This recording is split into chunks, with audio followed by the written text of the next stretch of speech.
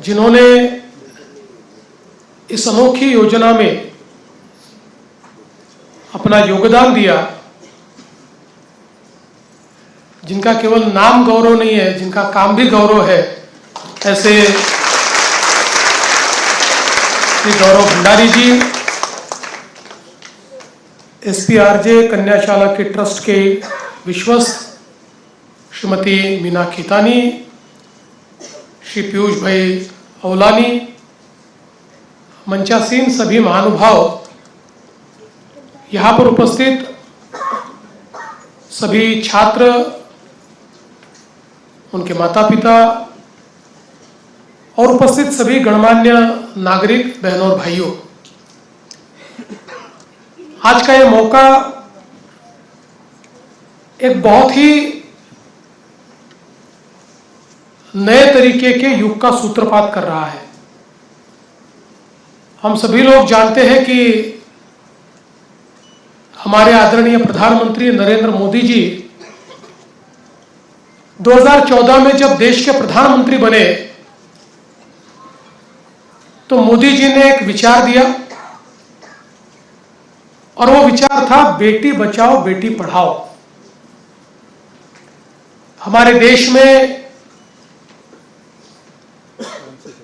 पता नहीं क्यों पर एक ऐसी विडंबना तैयार हुई थी कि अचानक लोग बेटियों को बोझ समझने लगे, बेटियों की भ्रूण में हत्या होने लगी और इसके कारण एक प्रकार से पुरुषों की संख्या में बेटियों की संख्या कम हुई और जिससे कई सामाजिक दुष्परिणामों को उसका सामना हमको करना पड़ा। और उसी के चलते मोदी जी ने जब विकसित भारत का सपना देखा तो मोदी जी ने एक बात कही कि दुनिया के इतिहास में केवल उस देश ने प्रगति की है जिस देश ने अपनी जनसंख्या का 50% हिस्सा यानी महिलाएं, इनको शिक्षित किया, इनको प्रशिक्षित किया और इनको मानव संसाधन में परिवर्तित किया। भारत के इतिहास में भी जब तक हम भारत में नारियों को पूछते रहे तो भारत अपनी चरम ऊंचाइयों पर था और जब हमने नारियों के साथ भेदभाव, जाति के आधार पर भेदभाव, ऐसे भेदाभेद शुरू किए तो हमारा देश 1000 साल तक पारतंत्र में रहा। इसलिए इस सत्य को पहचानते हुए मोदी जी ने बेटी बचाओ और बेटी पढ़ाओ इस प्रकार का नारा दिया और विशेष रूप से हमारे समाज को प्रोत्साहित करने के लिए कुछ योजनाएं भी शुरू की, जिसमें पहली योजना सुकन्या समृद्धि योजना थी और फिर उसी की तर्ज पर 2024 में एनपीएस वात्सल्य योजना भी शुरू हुई। इन योजनाओं के पीछे ये भूमिका थी कि बेटियां बोझ नहीं है और बेटियों के लिए, उनकी पढ़ाई के लिए, उनकी उच्च शिक्षा के लिए सरकार और समाज भी आपके साथ खड़ा है। और उसी के चलते इस योजना के तहत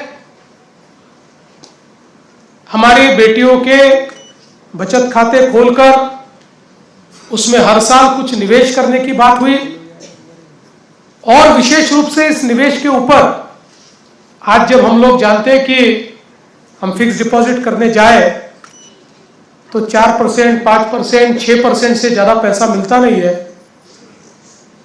लेकिन इसमें अगर निवेश किया जाए तो 8.5% ब्याज ये मिलता रहेगा और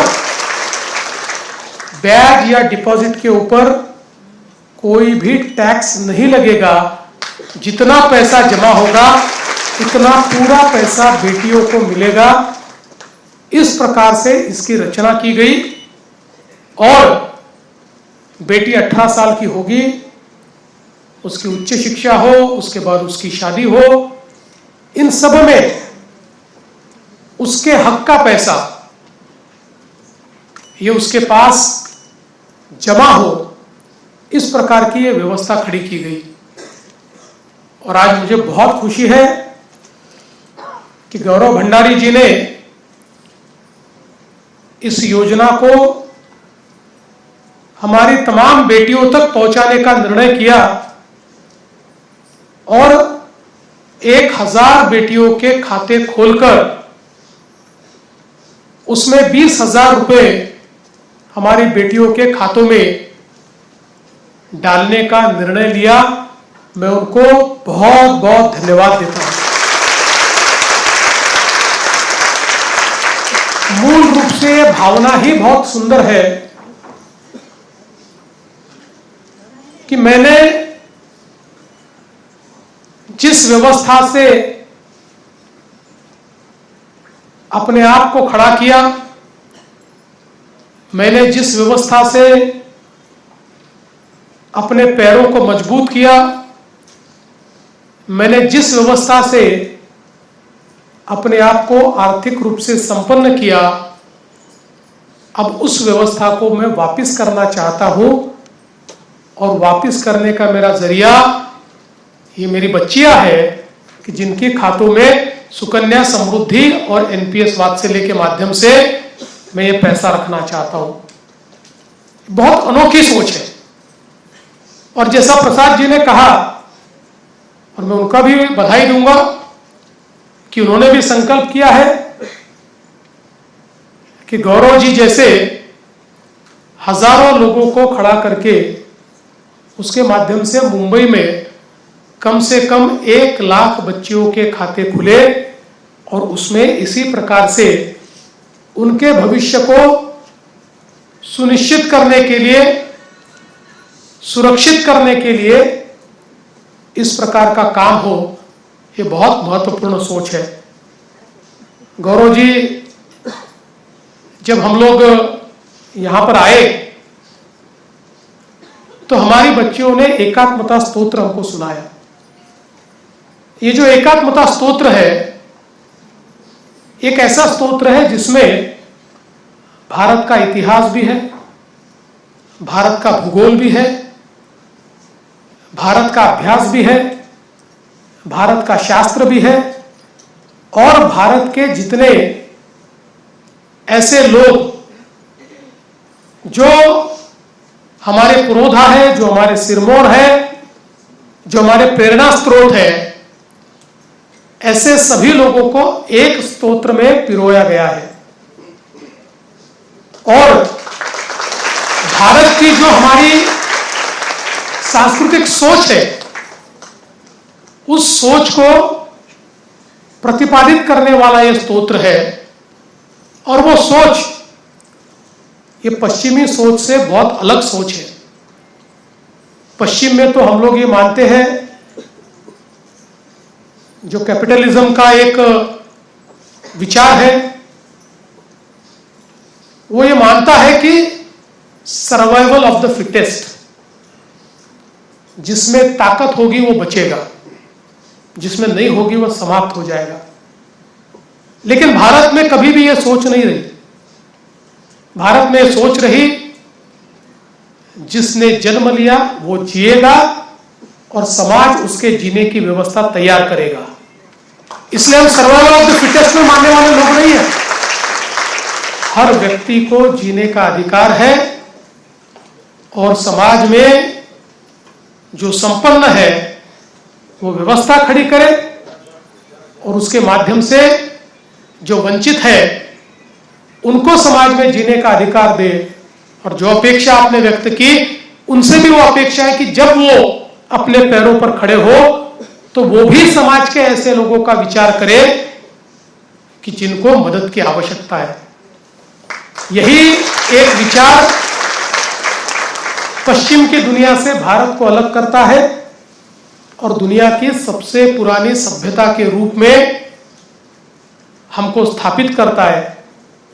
इसलिए मैं ये मानता हूं कि एक बहुत सुंदर ऐसा कार्य यहां पर हुआ है। आप विचार कीजिए, 100 साल पहले मात्र 5 छात्राओं को लेकर जब स्कूल की स्थापना की गई, उस समय भी स्थापना करने वाले इन्हीं विचारों से आगे आए थे कि हमको बेटियों को पढ़ाना है। समाज ने व्यवस्था खड़ी की, समाज के लोगों ने व्यवस्था खड़ी की। जो लोग इसके पुरोधा थे वो उसी समाज का प्रतिनिधित्व करते थे कि जिस समाज में ये सोच थी कि हम अगर स्कूल तैयार करेंगे तो हमारी बेटियां पढ़ पाएगी। आज 100 सालों में हजारों लाखों छात्रों ने यहां से पढ़ाई की होगी, अलग अलग जीवन के क्षेत्रों में वो कार्य कर रहे होंगे। आप विचार कीजिए कि इस प्रकार के कार्य करने की प्रेरणा ही नहीं होती और इस प्रकार की स्कूल ही स्थापित नहीं होती तो शायद इनमें से कई बच्चियां ये पढ़ने से वंचित रह जाती। इसलिए मैं ये कहता हूं, समाज में बड़ा कौन है? वो बड़ा है जिसमें देने की नीयत है। पैसे से कोई बड़ा नहीं होता।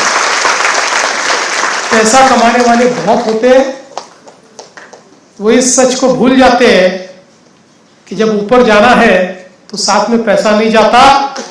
ऊपर जाने के बाद आप केवल अपना नाम पीछे छोड़ जाते हो, आपने किया हुआ काम पीछे छोड़ जाते हो, आपका सत्कर्म ही लोग याद रखते हैं।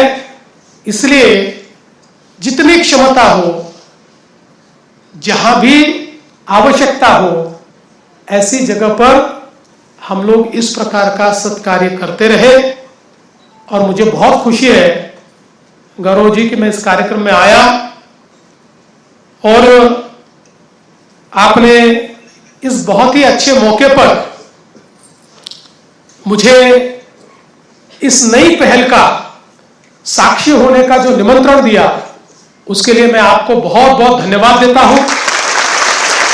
आपको, आपके माता पिता को, आपके परिवार को मैं बहुत बहुत धन्यवाद देता हूं और ईश्वर से प्रार्थना करता हूं कि आपका कारोबार, व्यापार ऐसा ही फलता फूलता रहे और आप ऐसे ही लोगों के लिए कार्य करते रहे, देते रहे और लोगों के जीवन में परिवर्तन करते रहे।